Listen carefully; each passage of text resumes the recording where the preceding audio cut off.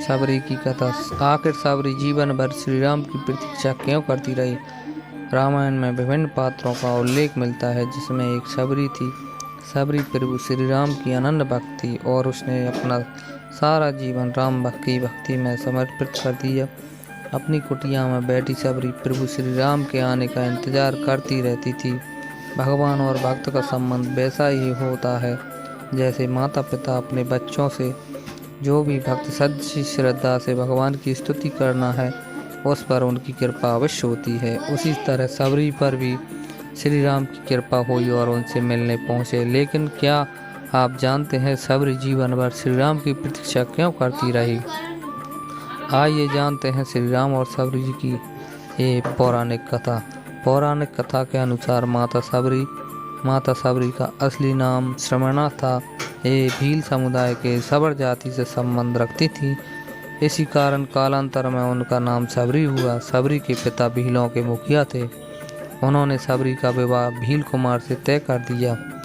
भील समाज में किसी भी शुभ अवसर पर पशुओं की बलि दी जाती थी, लेकिन सबरी को पशु पक्षियों से बहुत स्नेह हुआ करता था। इसलिए पशुओं को बलि से बचाने के लिए सबरी ने विवाह नहीं किया और ऋषि मतंग की शिष्या बन गई और ऋषि मतंग से धर्म और शास्त्र का ज्ञान प्राप्त किया।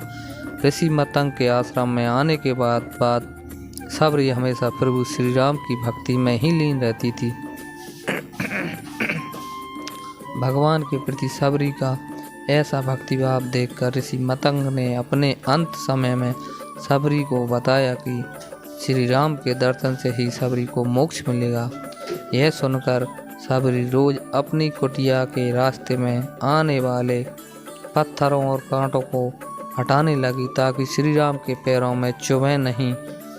वह हर दिन कुटिया के रास्ते को फूलों से सजाती थी और राम राम जपती थी। सबरी रोज ताजे फल और बेर तोड़कर श्री राम के लिए रखती थी। ऐसा करते करते वह बूढ़ी हो चली थी, पर प्रतीक्षा करना नहीं छोड़ी, क्योंकि गुरु के वचन जो थे। सबरी ने सारा जीवन श्री राम की प्रतीक्षा की।